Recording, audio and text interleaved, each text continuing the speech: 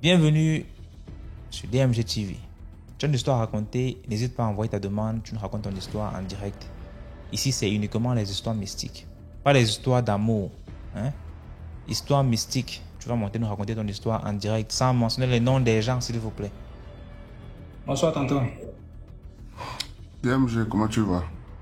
Bien, comment? Ça va. J'ai appris que c'est les filles de Bafoussam qui t'ont caché, tu ne fais plus les lives. Je dis que finalement, tu t'es renseigné sur le Cameroun. Je viens au Cameroun, non? J'étais à 2 doigts même d'y venir il y a 1 mois. J'étais beaucoup plus occupé ici. Tes cheveux ont diminué, hein? Ah, est-ce que je mange plus équilibré? Bon, j'espère que tout le monde va bien. Oui. D'accord. Bon, je ne sais pas par où commencer. Il y a l'histoire entre l'enfant qui a vendu la maison de sa mère défunte et celui qui est allé litiger le domaine de son père au village. On commence à la première. Hein? Ok. L'histoire-ci, c'est l'histoire d'une dame défunte qui a que 2 enfants dans sa vie. Un garçon et une fille. La fille, c'est l'aînée. C'est une dame qui s'est beaucoup battue. Elle était commerçante de son vivant. Elle a beaucoup réalisé, c'est-à-dire elle a beaucoup de biens. Et il s'est fait que on a commencé par l'attaquer. Elle a commencé des petites maladies. Elle a commencé par vendre ses biens pour se soigner. Finalement, elle n'a pas pu s'en sortir. Donc, quand elle est décédée, il lui restait qu'une seule maison. Et son souhait était qu'on l'enterre dans la maison là où elle-même elle était, qu'elle était malade. Donc, après l'enterrement, son fils a chassé sa soeur de la maison sous prétexte que ils vont vendre la maison et partager l'argent. La fille lui a fait savoir que non, on ne peut pas vendre la maison. Sa soeur lui faisait comprendre qu'on ne peut pas vendre la maison de là où on a enterré notre mère pour partager l'argent. Ça ne se fait pas. C'est devenu maison familiale. En plus, elle a que nous 2. Comme c'est lui le garçon, il a tout fait. Finalement, pour éviter les problèmes, sa grande soeur a décidé de rejoindre son fiancé. Donc, elle a quitté la maison et elle lui a laissé la maison. Voilà notre gentleman qui a tout fait et qui a vendu la maison à un Aladji. Il vend la maison, il prend l'argent et il a voulu donner la part de sa grande soeur. Sa grande soeur a dit non, si tu veux manger l'argent, mange seul, mais je ne veux pas partager les problèmes de cet argent avec toi. Quand il prend l'argent, la première chose qu'il part faire, il part d'abord payer une voiture. Ensuite, il va épouser une femme claire. Il faisait sa vie. Et le Aladji à qui il a vendu la maison, lui, entre-temps, il ne lui a pas expliqué qu'ils avaient enterré. Pourquoi tu précises que femme claire? Ouais, mais c'est pour te dire que c'est de là que le problème a commencé. Femme claire, c'est pas quelque chose de facile, hein, c'est pas camarade de quelqu'un. Donc, quand ils ont vendu la maison, il n'a pas expliqué au monsieur que c'était là qu'ils avaient enterré leur mère défunte. Et le monsieur, lui, il a décidé de refaire la maison. Donc, ils ont tout cassé. Ils ont recommencé une nouvelle fondation selon son goût. Et c'est alors que les ouvriers sur le chantier, en creusant la fondation, sont tombés sur les cadavres de la dame, sur les squelettes de la dame, et l'ont appelé pour lui faire savoir que c'est comme ça qu'ils sont tombés sur des ossements humains dans la maison. Et le Aladji l'a appelé pour lui faire savoir que est-ce que vous avez enterré quelqu'un dans la maison? Il répond que oui, qu'ils ont enterré leur mère. Le monsieur dit ok. Maintenant, les ouvriers sont tombés sur les ossements. Viens ramasser les ossements de ta mère, tu vas payer une tombe quelque part et tu déposes. Il répond à Aladji, il répond au monsieur. Alors, il dit qu'ils n'ont qu'à ramasser les ossements là et déposer dehors et continuer leur travail. Donc, dans les pensées du monsieur, c'est qu'il allait envoyer quelqu'un et venir ramasser. Donc, les ouvriers ont reçu le consigne, ils ont fait ce qu'il a dit, ils ont ramené les ossements de sa maman au dehors, en dehors du chantier. Les ossements là sont restés dehors, la pluie a tapé. Le gars n'est pas passé ramasser.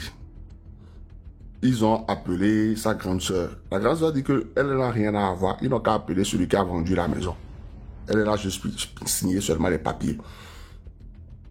Les ossements ont fait 3 nuits là. Le 4e journée, les ouvriers ont remarqué que les ossements ont disparu. Est-ce que c'est lui qui est venu ramasser? Personne n'était au courant. On ne sait pas.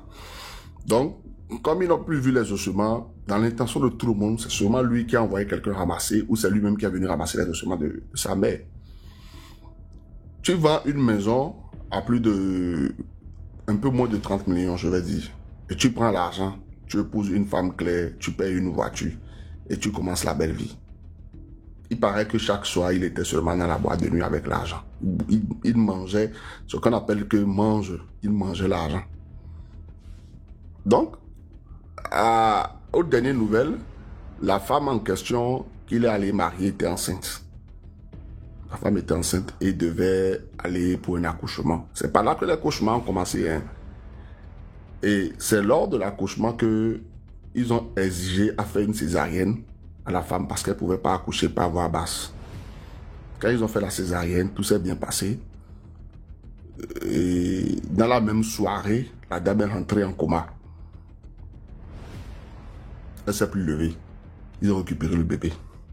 Il prend sa femme, il va enterrer comme si de rien n'était. S'il s'en foutait. Il prend le bébé, il va remettre à sa soeur.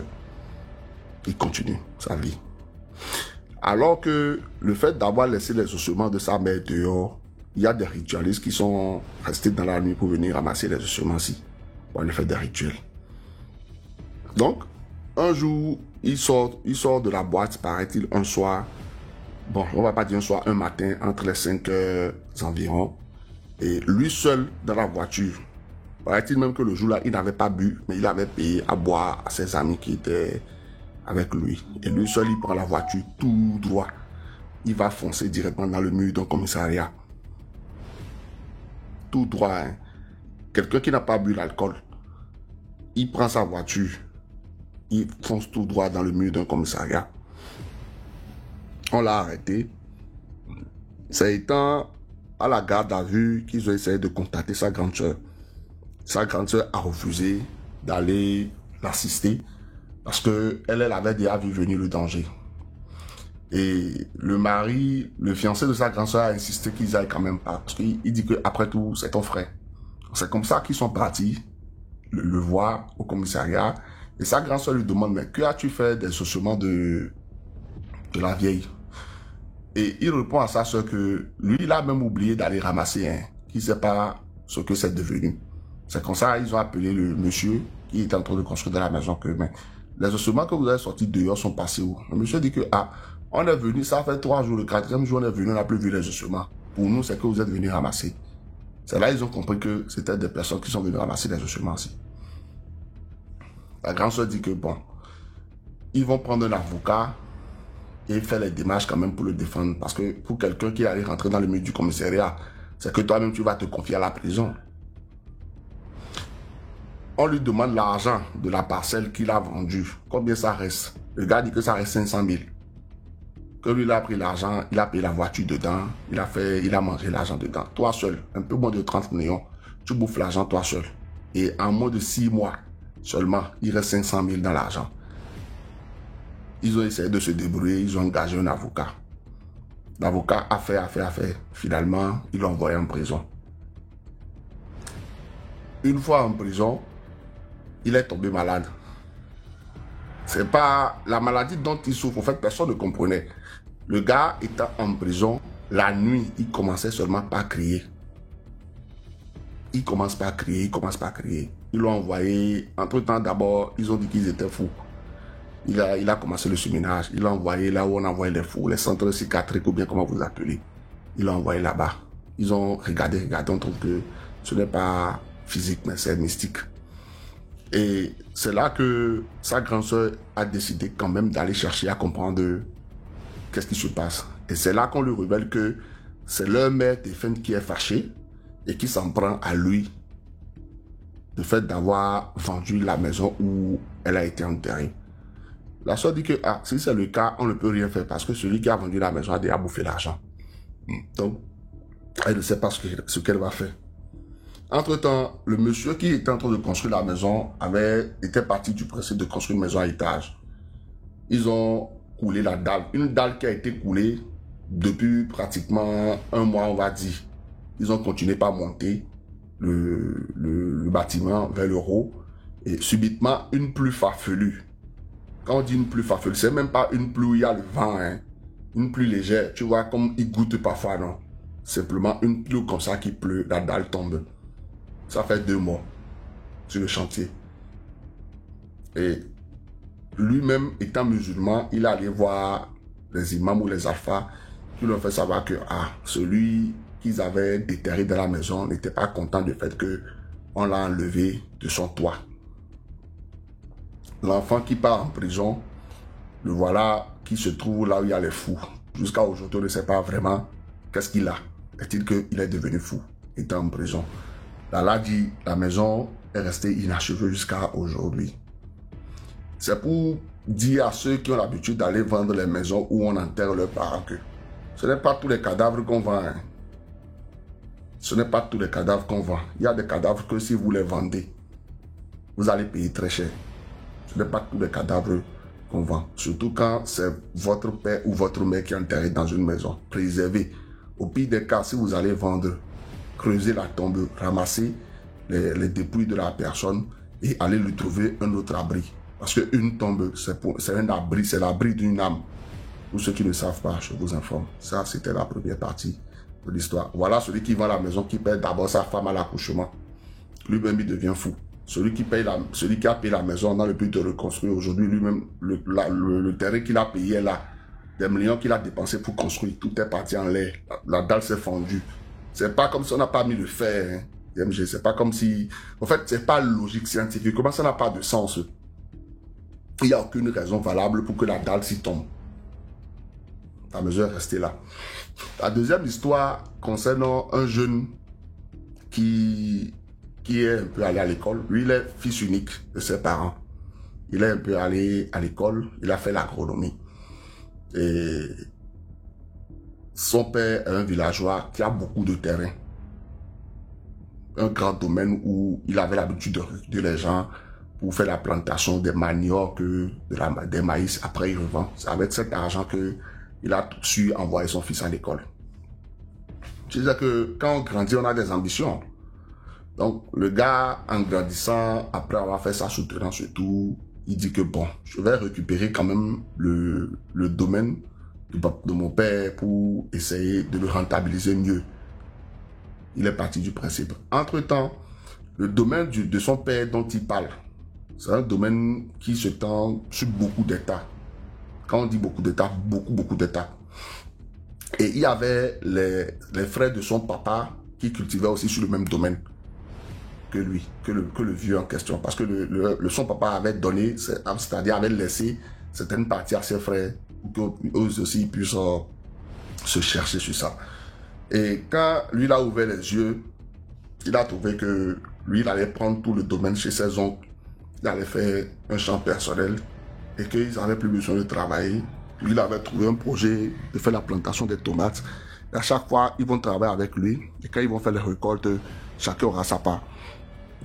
Les frères de son père, ses oncles ont mal pris ça. Ils ont compris que le petit s'y est venu nous arracher ce qu'on avait bénéficié, ce qu'on avait hérité il y a longtemps. Donc, ils ont commencé par le persécuter mystiquement. Pour quelqu'un qui était très intelligent et qui avait tous ses sens. Tout le temps, il tombait malade. Quand il part à l'hôpital, on ne le trouvait rien. Et c'est comme ça que sa mère lui a dit que, bon, comme tu te trouves dans une situation où tu tombes malade, ce n'est plus naturel. Il faut essayer de quitter le village, tu vas en ville. C'est un village chez nous au Bénin ici qui est dans le Molo. Dans le Molo. Donc, il vient à Cotonou. D'abord, il vient à Cotonou en tant que commerçant. Ça, le commerce n'a pas marché. Donc, il est devenu taximan moto. Tu vois, les gens qui prennent les motos pour moquer les gens. C'est comme ça que il a commencé par se chercher. Au moins, de ce côté, il s'est trouvé un peu, il a loué un appartement et tout. Il a trouvé une femme et tout et tout. Donc, il avait carrément déjà oublié le village. Même quand son père l'appelait pour lui dire que viens me voir au village, il ne partait pas. Malheur pour lui que un jour, il discutait avec un collègue taximan comme lui, à qui il narrait un peu la situation. Et le collègue taximan lui a fait savoir que mais, si tu as ton père qui a un domaine comme ça et que la famille veut s'accaparer, il faut vendre. Trouve un moyen de vendre le terrain et prends l'argent, tu fuis. On lui a donné cette idée et lui s'est dit que c'est une bonne idée. Donc, il décide d'aller au village pour aller voir le vieux, pour expliquer au vieux que vu que lui, il est déjà âgé et qu'il n'a plus moyen de cultiver, que le mieux serait de vendre le terrain et de laisser une part à ses frères et de vendre le reste parce que lui, il ne veut plus venir rester au village. Le vieux a dit d'accord, il n'y a pas de problème. Quand il est parti sur son dos, son père a fait appel à ses autres frères pour leur faire la proposition que là où je suis devenu un peu âgé, je ne peux plus continuer à travailler la terre. Donc ce qu'on va faire, je me suis arrangé avec mon fils pour vendre une partie du domaine et voilà la partie que je vous laisse. Quand ses frères ont appris ça, ils ont vu que voilà le même problème qui est revenu. La première chose qu'ils ont fait d'abord, c'est qu'ils ont paralysé le jeu. Le vieux a marché dans quelque chose qu'il a simplement piqué, hein. Un peu comme les fourmis te piquent là, tu grattes un peu, c'est fini. Le pied a commencé par s'enfler, finalement, la paralysie, c'est la mort. Le petit vient au village, il enterre son vieux, il part. 3 mois après, on l'informe aussi que sa mère fait un AVC. La mère décède. La personne, parce que déjà, quand il est venu voir le vieux, il avait déjà commencé par chercher à qui vendre le domaine. Parce qu'il avait tous les plans, les levées topographiques et tout. C'est comme si, quand le diable te cherche, il te cherche par tous les moyens. Donc, quand il est venu aussi enterrer sa mère, il s'est dit que lui n'a plus rien à perdre. Et sa femme lui faisait savoir que cette histoire, depuis que tu as décidé que tu vas vendre ce domaine, le domaine de ton père est décédé, 3 mois après ta mère est décédée. C'est pas mieux que tu laisses tomber. Laisse-les tomber le domaine-ci et puis viens, on va se chercher. Il dit non, que lui ne peut pas laisser la famille s'accaparer du bien de son père. On dit toujours que le serpent qui veut t'avaler va te montrer qu'il est inoffensif. Il est sage. Donc, il cherche, finalement, il tombe sur quelqu'un. Et c'est son même ami là qui lui a donné le conseil qui allait lui ramener quelqu'un pour payer le domaine. Mais il doit faire la vente par le biais d'un notaire. Tu vois. Donc, ils ont tout planifié de Cotonou et tout. Celui qui voulait payer le domaine, il a accompagné la personne sur le domaine. Il a montré tous les recoins du domaine au monsieur.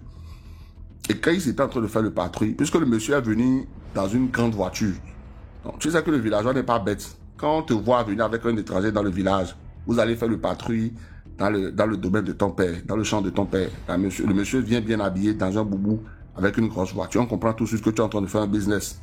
Donc, ils ont compris que le petit ici, il n'a pas encore laissé tomber cette affaire. Donc, ils ont fini, ils ont conclu l'accord. Quand le monsieur est revenu à Cotonou, le monsieur a fait un chèque qu'il a envoyé au notaire. Le notaire lui a demandé que, bon, va créer un compte à la banque et on fait en sorte que l'argent vienne sur le compte pour avoir de la traçabilité. C'est ce que vous dites, non? Donc, il a informé sa femme que lui devait aller créer le compte à la banque et tout. Et ce jour-là même, c'est sa femme qui lui a encore remis de l'argent pour aller créer le compte. Lui, il avait trouvé sa vie changée, hein? La façon dont il allait construire les villas avec l'argent-ci. La façon dont il allait ouvrir une entreprise avec l'argent-ci. Il avait tout expliqué déjà à sa femme le soir. Voilà le gars qui part ouvrir le compte et tout. Il passe chez le notaire et il va remettre les numéros de compte tout au notaire. Tellement il était heureux qu'à son retour chez le notaire, c'était un soir vers les 17h, 18h par là. Le gars lui seul, il se met à courir, c'est-à-dire à faire une course avec quelqu'un qu'il ne connaît pas. Un jeune qui venait aussi du boulot, ils se sont retrouvés sur le même autoroute. Donc le jeune filait et lui, psychologiquement, il s'est dit, bon, je vais lui tenir la tête avec ma moto. Il a commencé par courir avec le gars. Il court, il court. Quand il dépasse le gars le dépasse. Quand il dépasse le gars le dépasse. Tellement il est bête qu'il n'avait pas encore compris qu'il y avait un danger dans le truc-ci. Maintenant, en filant, il a voulu dépasser le gars en dépassant une voiture. Donc, le gars, lui, prend la droite et lui, le gars avec qui il faisait la course prend la droite et lui, en question, qui vient de quitter chez l'hôtel, il prend la gauche. Entre-temps, il n'avait pas vu un camion qui venait de devant et le camion aussi avait un problème de phare parce que ces phares n'étaient pas truc authentique. Tu connais les camionneurs, non? Même quand c'est sans phare, eux, ils roulent dans la soirée. Et il y avait une autre voiture de l'autre côté, du sens de l'autre côté aussi, qui venait dans le but de dépasser aussi le camion, parce que le camion traînait sur la route. L'allure où il se rend compte qu'il a un camion, c'était trop tard pour lui. Quand il cherche à éviter le camion, il voit une autre voiture devant lui et sous la panique, il se livre sur le camion. Le gars avec qui il était en train de courir, la voiture qui venait de l'autre sens aussi l'a ramassé, il est tombé dans le trou. Il avait perdu connaissance. Ok. Et ils étaient là en train de se plaindre. Quand le gars qui a perdu connaissance s'est levé, il s'est retrouvé. Quand il a remarqué que ça va, il peut démarrer sa moto. Le gars démarre sa moto, il part. Et le chauffeur qui l'a ramassé aussi dit que lui, il essaye de joindre les ambulances, ça ne passe pas. Lui-même, il laisse la voiture, il fuit. On était là, on ne trouve pas, c'est le corps de qui? L'histoire que je te raconte ici, c'est quelque chose qui s'est passé à 5 minutes de ma propre maison. Donc, moi, je venais de la ville. J'ai vu l'accident, c'était étrange. Je me dis, ben, comment lui, il fait jusqu'à y rentrer? Je te dis, il est rentré sous le camion où?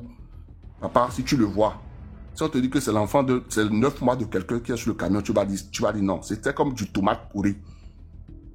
Il s'est livré lui seul sous le camion. Le camion ne filait pas, hein. Mais c'est comme si quelque chose l'avait aidé, d'accord, à se broyer sous le camion, au fait. Donc, moi, ça m'a tellement paru bizarre que quand je suis rentré à la maison, j'avais plus envie de sortir. Donc, le lendemain, il y a un jeune aussi dans le quartier qui fait le taxi moto. Et lui, souvent, je l'envoie au marché. Tu vois. Et il a l'habitude d'aller au marché me faire des courses. Donc, il était venu me voir. Et je lui ai dit, mais qu'est-ce qui s'est passé hier sur la route? J'ai remarqué tel accident. Et c'est lui qui me racontait l'histoire que c'est son voisin de la même maison. Et que voilà la situation. Et que le jour où le gars est sorti maintenant pour aller créer le compte, il était parti, que c'est lui qui a même déposé sa femme au bord de la route pour que sa femme aille faire le marché. Et que le soir où il venait en train de filer, il paraît-il que la femme l'appelait pour lui demander, tu en es où? Est-ce que tu rentres déjà? Il fait nuit. Et figure-toi que quand il est rentré sur le camion, personne ne l'a reconnu. Hein. C'est un autre voisin de la même maison qui partait payer les unités pour appeler aussi sa femme pour lui demander que maman, tu ne rentres pas à la maison. C'est lui qui tombe dans l'accident-ci. Et la seule chose qu'il a permis de remarquer, de reconnaître la personne, c'était le pantalon dans lequel le gars est sorti. Donc quand il voit le pantalon, il dit, mais c'est pas mon voisin-ci. C'est là où il se rapproche de la personne. Il voit que le gars a la même montre qu'il avait le matin quand il sortait. Et c'est lui qui allait être le quartier. La morale de l'histoire, c'est pour vous dire que à un moment donné, quand vous n'avez pas la force de tirer quelque chose, laissez. Surtout quand vous rentrez dans les histoires de litige de terrain, d'héritage, face à une famille. Quand c'est face à une personne, il n'y a pas de problème. Et jusqu'à là même, c'est dangereux. Mais quand il s'agit de toute une famille, et que tu veux lutter, voilà, lui, il est en train de vendre un domaine nord. On lui a déposé un chèque chez le notaire. Il va créer un compte pour encaisser le chèque. Mais voilà où ça finit. Faites doucement. Et surtout, arriver à un certain moment, abandonner ce qui est familial et aller créer ce qui peut être pour vous, ou ce qui peut être propre pour vous. Voilà les deux histoires que j'avais à te raconter. Merci beaucoup pour l'histoire, l'homme de l'ombre. Je t'en prie. Bonne soirée à tous. Merci à toi. Bonsoir. DMG, bonsoir la communauté DMG. Enfin, je monte. Vous m'entendez? Oh ouais. Oui, vous m'entendez? Oui, très bien. Oui, bon, bonsoir. Bon, je pense que tu m'avais déjà envoyé l'invitation, mais j'étais en train de faire un truc et je l'ai pas vu. Donc, bah, merci de m'avoir fait monter. Donc, moi, aujourd'hui, c'est un peu piquant. Donc, j'ai 3 histoires à vous raconter. C'est toi qui me diras laquelle. Alors, la première, c'est le totem vivant qui danse dans le ventre d'une femme. La troisième, c'est l'infestation totale du corps par des parasites mystiques. Et la troisième, comme tous les Gabonais aiment bien ça, c'est les histoires de Mami Wata. Massa. On va commencer par la première histoire. Alors la première histoire, donc, c'est l'histoire d'une jeune dame gabonaise, donc qui vit en région parisienne.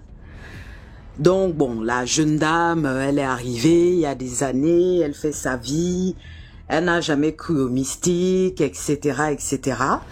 Donc au courant de l'année 2023, elle va passer des vacances au Gabon, chez sa famille. Bon, au lieu de s'arrêter à Libreville, elle va jusqu'en Toum. Donc c'est bon, c'est une petite contrée pas très loin de la capitale.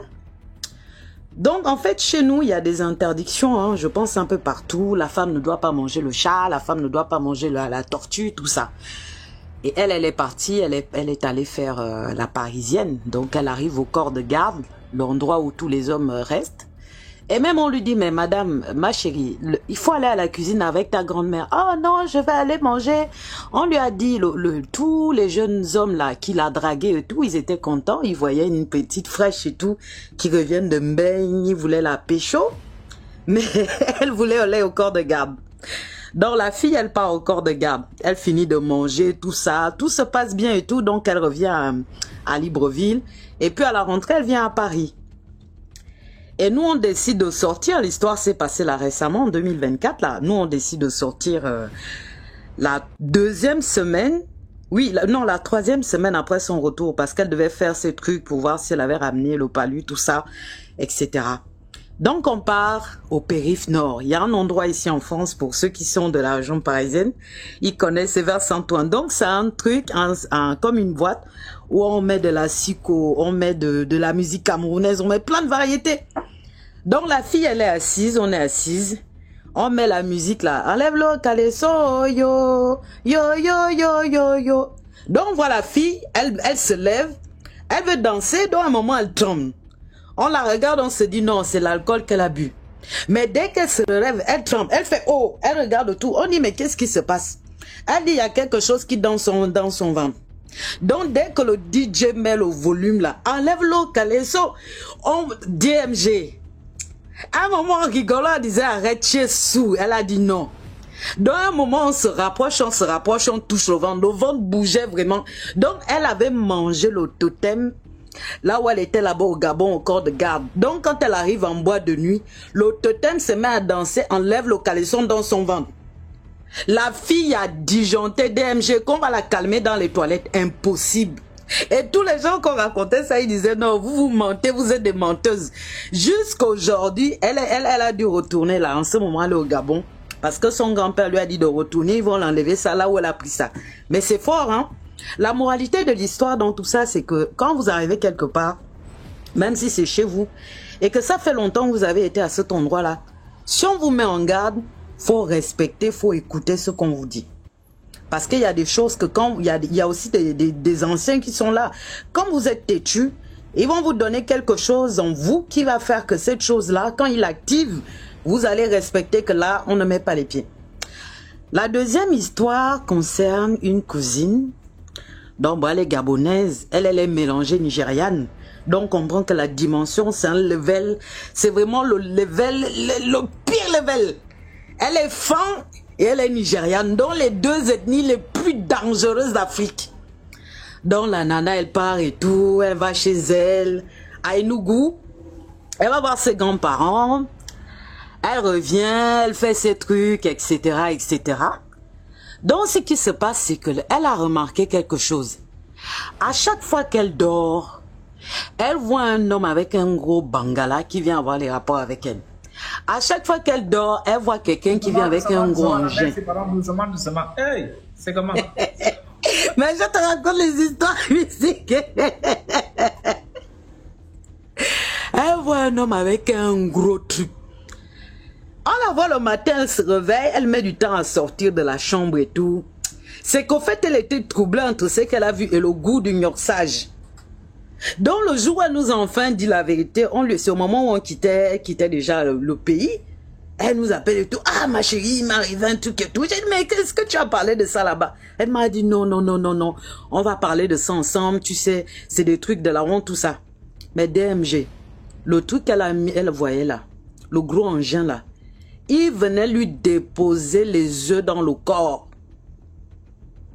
Que la fille est comme ça quand elle est assise comme ça là, jusqu'aujourd'hui là, les choses là bougent seulement comme ça là. Ça bouge, ça bouge, ça bouge, ça bouge, ça bouge, ça bouge, ça bouge. Mais au fait, l'histoire est tellement incroyable. L'histoire là est tellement incroyable, mais vraiment incroyable, que quand elle raconte ça, les gens, au départ, les gens ne la croyaient pas. Les gens ne la croyaient pas. Et ce qui s'est passé, c'est qu'au fait, au fur et à mesure des mois, puisqu'elle était partie au mois de décembre 2022, avant 2023, elle était partie là-bas. Donc, en fait, ça a commencé progressivement. Ce n'est pas comme ça, ce n'est pas arrivé comme ça d'un coup. Et donc, en fait, c'est le ventre qui avait d'abord commencé à grossir. Le ventre a commencé à grossir un peu. Bon, on s'est dit, bon, c'est une fille qui aime la bonne bouffe, elle aime bien le gombo, elle aime bien le plat cali, elle aime bien le manioc, elle aime bien l'igname, tout ça. C'est une grosse mangeuse d'igname, la fille là. Donc, on s'est dit que bon, c'est l'igname qui fait peut-être que son ventre grossit comme ça. Mais au fait, non, c'était les vers. Les vers qui étaient en train d'éclore dans son ventre. À un point DMG que quand les vers là, quand tous ces trucs là ont commencé à éclater, la fille elle est assise comme ça là, ses seins hauts, ça bouge, son ventre haut, ça bouge, même son ton en bas là-bas, ça bouge, sur la tête, ça bouge. Mais ce qui est quand même troublant, c'est qu'en fait c'est une jeune femme, hein. Elle est sportive et tout, c'est les jeunes femmes qui font vibrer la région parisienne là et tout. Quand elle va faire une échographie, une mammographie comme ça, puisqu'elle a la trentaine, on découvre quand même qu'elle a un petit adéno, un truc comme ça sur le sein. Et c'est ça qui a été en fait l'élément déclencheur chez elle, que dès qu'elle a vu ça, elle a commencé à faire les bains, à appeler tout le monde, à paniquer. Et c'est quand elle a commencé à faire ces bains-là de purification, elle est même allée voir un imam. Elle est allée voir un imam et tout, elle a vu un raki. C'est là où ces choses-là se sont manifestées. Ça bougeait, jusqu'à ce qu'à un moment, je ne savais pas que ça existait, que quand on fait les prières comme ça, bon, pour les pasteurs, je connais, mais je ne savais pas que quand un raki fait les prières sur quelqu'un, la personne peut rentrer en possession. Et c'est là où la chose qui venait la voir là, apparemment c'est une chose ancestrale qui fait ça depuis des années à toutes les femmes de la lignée qui mettent pied là-bas.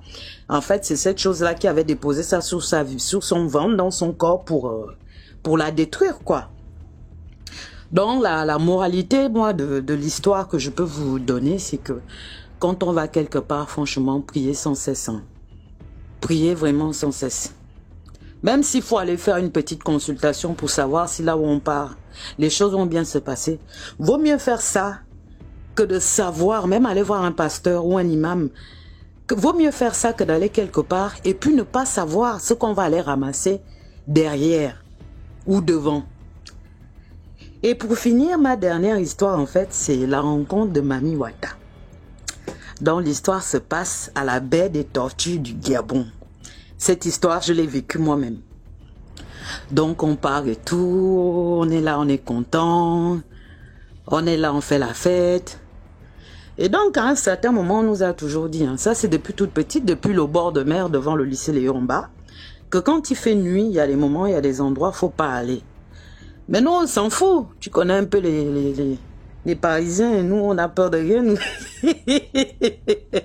Les petits racailles du 92, de Montrouge, de Virich, de Châtillon, etc. Donc, on part, on fait nos meufs.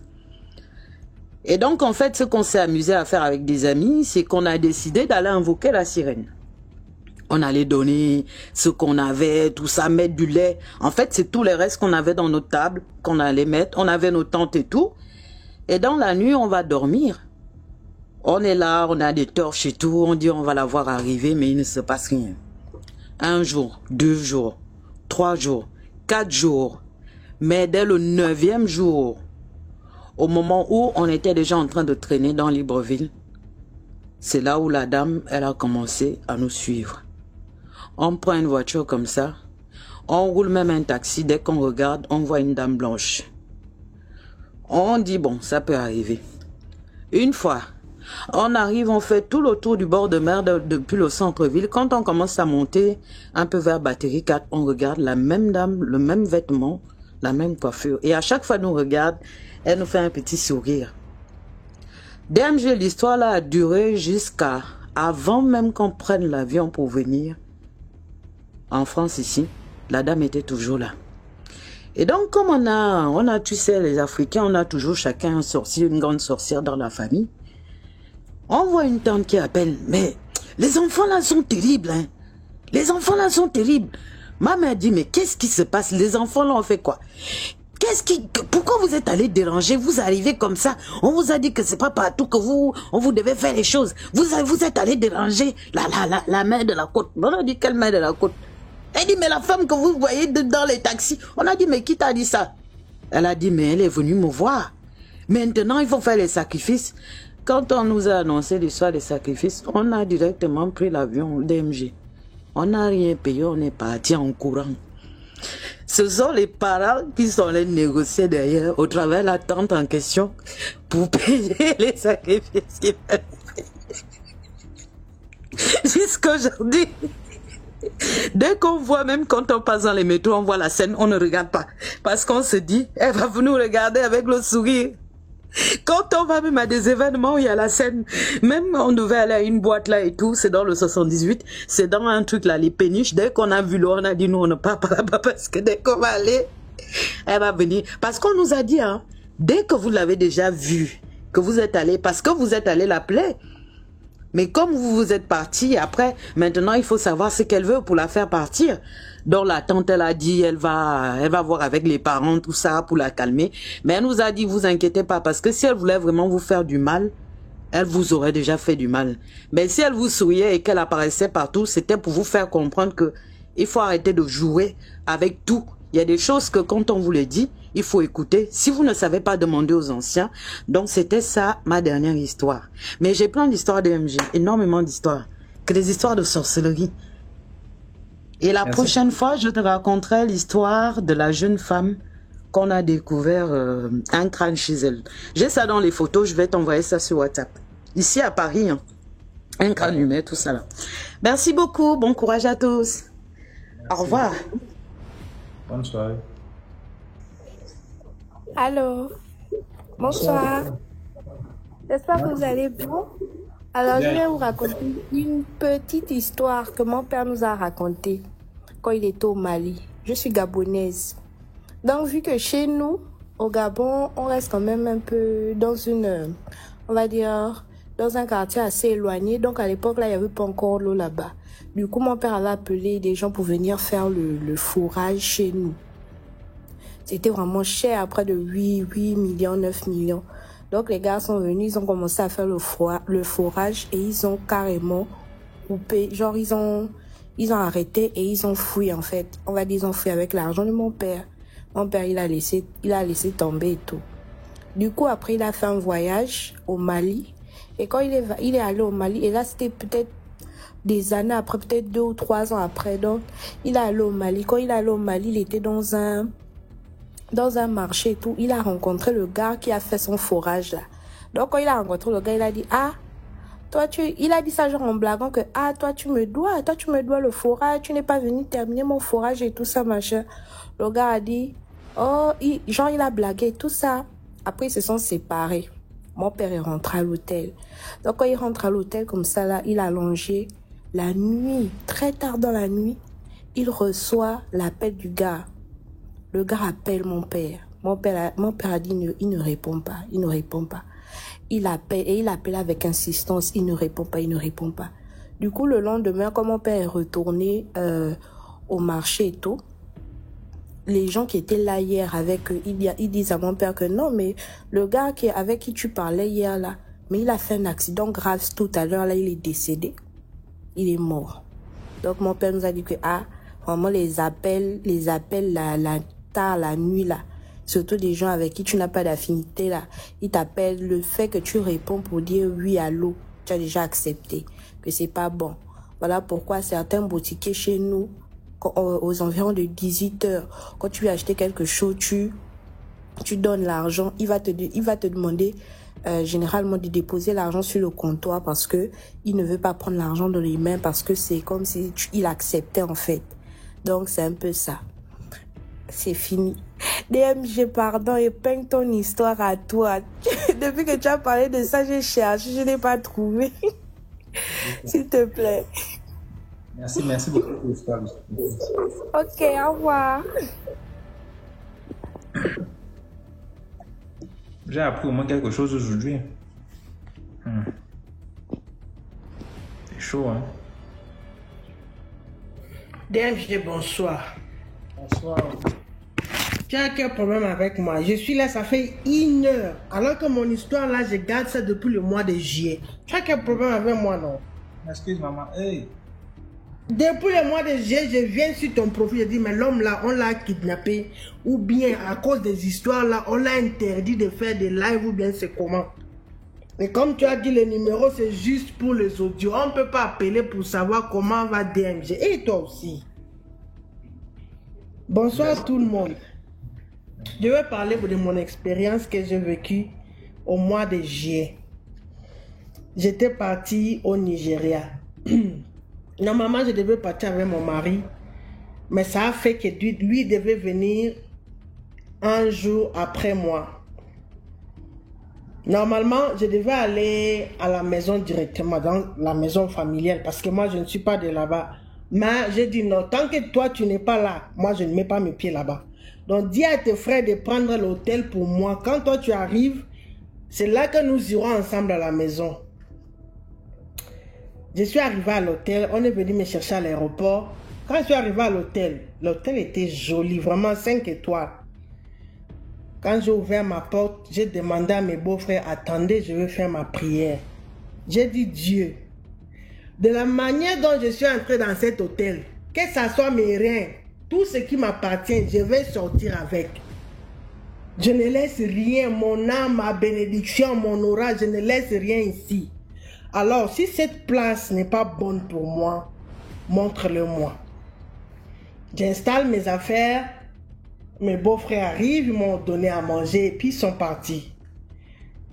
Là, oui, je suis une Congolaise. La nuit arrive, je dormais, DMG. C'était comme si c'était dans un film. Après, je donnerai le conseil. Je ferme mes yeux, je dors, je vois la fondation de l'hôtel était remplie de caca. Mais si tu vois l'hôtel, même si je ne veux pas seulement donner les noms, mais si je vous donne les noms, vous tapez ça sur Google. L'hôtel est vraiment joli, très joli, 5 étoiles. Mais ce que moi je vis dans le rêve, la fondation de l'hôtel était remplie de caca. Donc on a poussé les matelas à l'intérieur des fondations pour soutenir l'hôtel. Le plafond de l'hôtel était rempli de caca et des asticots qui tombaient sur les lits. C'est comme ça que c'était. À mon phone, à mon TikTok, you can go. Et après, je m'excuse, c'est mon enfant. Après, dans la nuit, je fais un rêve, il y avait un arbre à côté de l'hôtel. Il y avait les gens attachés au cou. Il y avait vraiment les hommes et les femmes attachés au cou. Dès que j'ai levé ma tête pour regarder sur l'arbre, les gens tombaient comme les mangos. Je ne sais même pas quoi dire. Les gens tombaient de l'arbre au sol. J'ai dit, Seigneur, ça c'est quoi? Je suis où?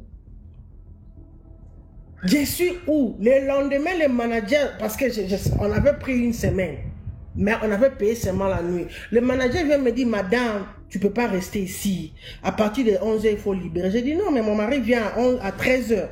Je ne peux pas libérer, je ne suis pas d'ici, je dois attendre qu'il arrive. Oh non, tu ne peux plus rester ici. DMG, la prostitution qu'il y avait dans l'hôtel là, c'est la magie.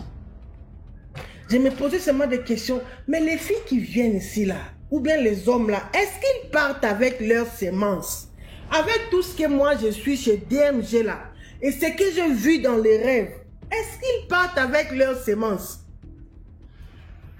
Donc, c'était juste pour conseiller aux hommes, les hommes ou les femmes, quand vous partez dans des hôtels avec vos chéris, sortez avec vos semences. Pour moi, l'hôtel là a été construit par l'argent du sang.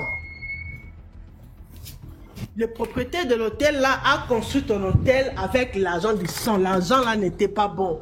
Parce que dans le rêve, l'hôtel était sale. Les cacas du plafond, les cacas de partout. Donc c'était juste ça mon histoire. Et je vais te faire rire un peu DMG. Mon mari m'a fait prendre le bus au Nigeria. Je ne supporte pas l'odeur de la transpiration. Un vieux est venu, le vieux sentait mal. J'ai voulu ouvrir ma bouche, j'ai dit, avec les histoires de DMG là, pardon hein. J'ai dit, c'est ma baby, moi je mets mon nez sur ton épaule jusqu'à ce qu'on arrive. Faut pas que je vais laisser mes seins ici. Au Nigeria, bonne soirée à tous. Merci beaucoup, merci beaucoup. Waouh. Bonsoir DMG. J'espère que tu vas bien. Ouais, ça va, je vais bien, merci. Et toi? Très bien, merci. Ça fait longtemps? Oui, oui. Je voyais plus les lives, je me plaignais même. Non, je ne faisais plus de live, les gens ne me voyaient plus. D'accord. Donc, pour aujourd'hui, je vais raconter une petite histoire. Ça s'est passé au mois de juillet. Alors, un soir, j'ai dormi tranquillement. Et puis, bon, j'étais seule vu que ma fille était en vacances. Alors, autour de 2h, 3h du matin, je fais un rêve où j'étais visitée par 3 petits garçons. Leur âge allait de 8.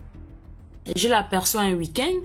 Et puis le lundi matin, avant de déposer ma fille chez sa tante, elle était en vacances, je l'apprenais que le week-end, je vais dire bonjour à mon bailleur, je vais lui souhaiter la bienvenue. Et puis le soir, la nuit du lundi au mardi, quand je dors, oui, allô? Ça d'abord coupé. Il faut reprendre à partir de leur âge, varié de 8 à combien là, à partir de là? Ah, d'accord. Donc, je disais au mois de juillet, voilà, mon bailleur était rentré de son voyage. Il était en voyage, il avait fait 3 mois hors de la ville. Et puis quand il rentre, je l'avais aperçu chez lui le week-end. Il était rentré le week-end. Maintenant, le lundi matin, je suis allée lui dire bonjour. Et puis, je suis allée au boulot. Je suis rentrée le soir, j'ai dormi. Autour de 3h du matin, 2h, j'ai fait un rêve où j'avais été attaquée par 3 petits garçons allant quasiment de 8 ans. Leur âge allait de 8 ans à 10 ans. Et là, j'ai réussi à capturer l'un d'entre eux. Donc, j'ai attrapé un, je lui ai coupé le cou avec un couteau. Donc, je l'ai blessé au niveau du cou. Ça, c'est dans le rêve. Et après, je l'ai relâché, il est parti. Et lorsqu'il est parti, il est allé juste se réfugier dans les bras de mon bailleur. Et mon bailleur disait appeler l'ambulance, amener à l'hôpital, amener le sparadrap et ceci, cela. Dans le rêve, quand je me suis réveillée, au lieu de prier, je n'ai pas prié, j'ai parlé. Et je dis, moi j'ai toujours dit que je suis venue louer, pas parce qu'il n'y a pas de place chez moi et tout, parce que j'ai envie de vivre ma petite vie tranquille avec ma fille, parce qu'à mon âge, je trouve plus normal de vivre en famille. Donc vous n'avez pas intérêt à m'emmerder. Tant que je verse un loyer, cette maison m'appartient. Et comme j'avais trompé le linge, le lendemain, 6h pile, je suis allée faire la lessive chez mon bailleur, parce qu'en fait, chez moi, j'ai pas de lavabo et laver très tôt dans la douche, c'est un peu sombre. Et quand j'arrive chez lui, je dis bonjour au monsieur. Il me répond à peine, il n'arrivait pas à me regarder dans les yeux. Je l'avais fait à dessein. Je fais ma lessive, j'ai installé, je suis rentrée chez moi. Quand je rentre chez moi, il était devenu très bizarre avec moi.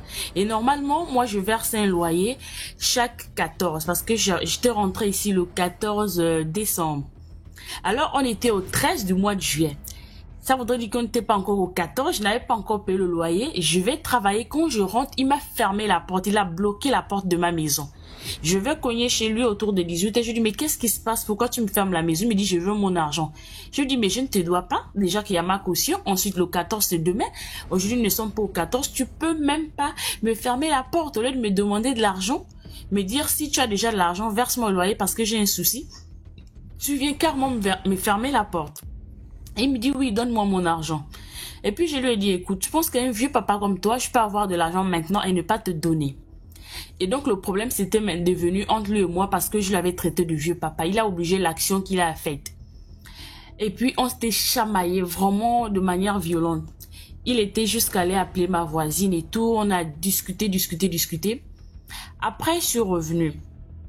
Bon, la morale de l'histoire, moi je dirais que le vieux, à son retour du voyage, il a certainement tenté de m'attaquer spirituellement dans la nuit. Et comme il n'a pas pu, il a voulu me déstabiliser en journée en venant me bloquer la porte. Et moi, je n'ai pas eu peur de lui. Et jusqu'à aujourd'hui, au début, c'était compliqué. Bon, maintenant, la tension a quand même baissé. On se dit bonjour, on essaie de se parler. Voilà, donc c'était un peu ma petite histoire, comme pour dire que n'ayez pas souvent peur. Quand quelqu'un t'attaque dans la nuit, la journée, tu le vois, tu baisses le visage, tu vas avoir peur. Non, il faut le regarder, il faut l'affronter. Voilà, c'était tout pour aujourd'hui. Et peut-être vendredi, s'il y a un live, je pourrais rencontrer d'autres histoires. Parce que depuis que je suis ici, je vis pas mal d'histoires un peu mystiques. Voilà, un peu ça. Voilà, c'était tout pour aujourd'hui. Et bonne soirée à tous. Merci. Merci beaucoup, Laurencia, pour l'histoire. Oui, vendredi, il y aura un direct. Ah, super, ok. Et je pourrais me connecter un peu plus tôt. D'accord. Ceux qui ne sont pas encore abonnés à DMG Productions, allez vous abonner s'il vous plaît. Là où on poste tous les lundis 17h les petits courts-métrages là. C'est là où on produit les petits films là. Donc allez vous abonner à DMG Productions sur YouTube.